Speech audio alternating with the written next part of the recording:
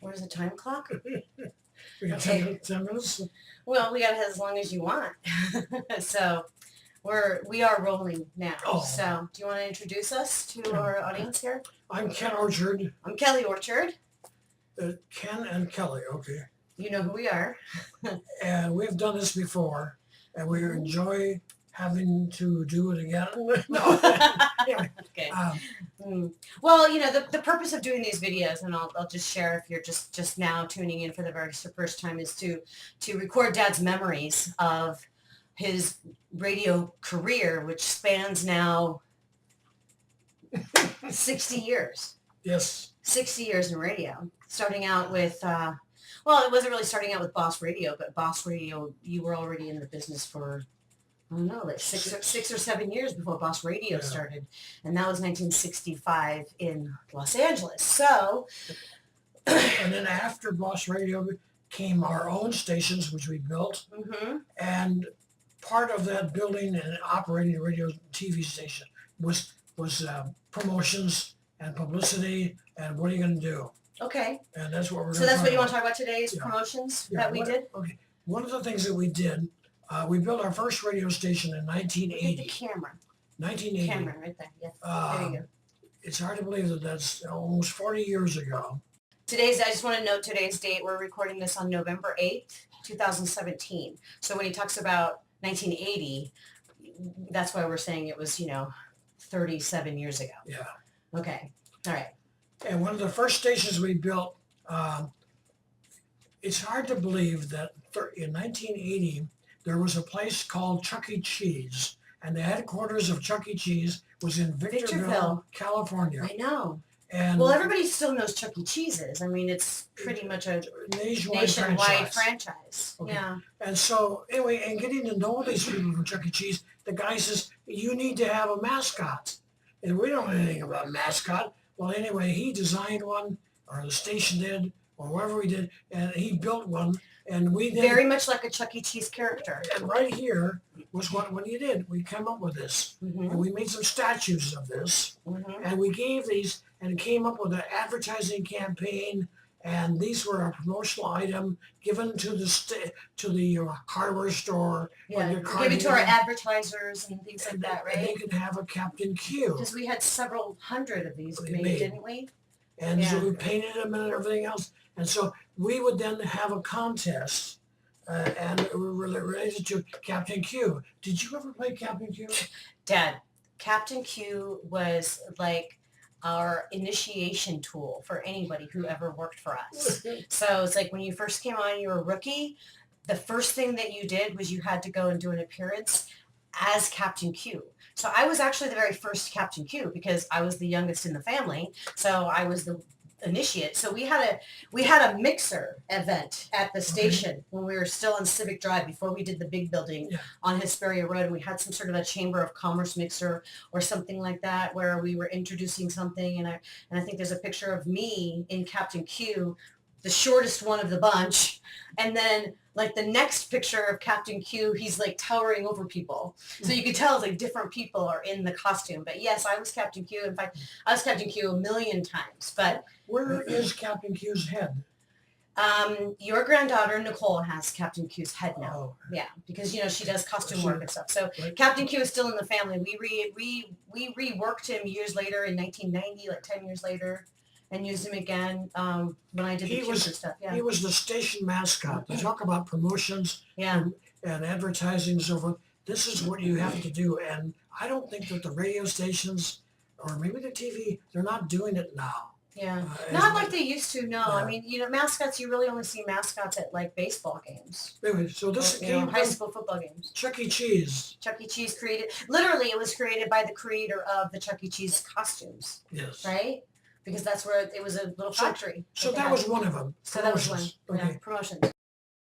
Flow. So Cashbox was designed by myself. It was built by a couple of friends in Los Angeles, engineering-wise, so forth. And it was the size of a cash box, like a register. Like a cash register. Right. Yeah. And you would have a secret date put into the cash box, and people would go up to the cash box, and they'd punch in on a code, I'm sorry, what? Yeah, a keypad. Keypad, right. Like a telephone keypad.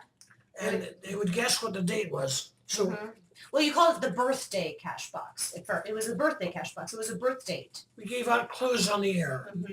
If you were born in the last 45 years, you'd have a good chance of winning the cash box. And we would give out the clue on the air, and the next clue would be at 2 o'clock, or the next clue would be at whatever time you wanted to do it and so forth. Next clue would be the secret date of the birthday cash box is a birthday, but a knowledge of a holiday would be helpful. Okay? Clues. It was just to try and roll over the audience. So question. When you came up with the idea for the cash box, what was the origin of that? How did you come up with this particular contest concept? Do you remember? No, I don't. It just like magically came to you? This is how many the cash box we did 26 remotes. We went out to a hardware store. Well, this was like in 1 year though, right? Yes, so this is 4-month period. In 4-month period. 4-month period. We did 26 remotes at $1,000 a remote. Yeah. The station made $26,000. Just because of the cash box. Right, because it was specifically the cash box remote, birthday cash box remote. Yeah. How many people would come out to see the cash box? Well, that was an interesting thing. We did one at Jack in the Box, and we did 449 people showed up at the remote. Well, and keeping in mind this was in what year was this? Probably 1980. I don't think I have mid-80s. Mid-80s. Okay, Yeah. so mid-1980s. There's no cell phones. There's no really ability to do. There's not the technology was not what it is today. And this is a very small market radio. I mean, it's like Victorville at the time in the mid-80s. 60,000. Well, it was a little bit bigger than that, but let's say 25 or 30,000 people. So to get 400 people out at a remote was pretty remarkable. And I think that your point that you're making right now is more about the ingenuity of creating something different for the market. You know, it's like nowadays, I mean, because you had even done it because of your engineering expertise and your technical stuff, you had devised a way to plug that cash box into the telephone system at the radio station, and the listener could call in and punch their number in, and it would register for us, which back then that was really unique. Now, people would come to the remote, and they would then fill out a card. Fill out this And then the card on here would have the questions as your name, address, everything you needed for the demographics to do the ratings and so forth. Yeah, and we'd have all their contact information. And all the rules were on here and everything else. Yeah. And my father, who had passed away since then, would tabulate all this stuff so we could talk about birthdays on the air. We could talk about everything. And we did, I'm looking at this, Jack in the Box. We did 449. Another Jack Box in town, because we had two of them, 376 music stores. We had from the car dealers, Valley High, 439 people showed up in a car dealership. And we got that data based on all the cards that were filled out? Is that how we did it? Yes. We calculated the cards that were filled out? Out of the 26 remotes, it only won 3 times.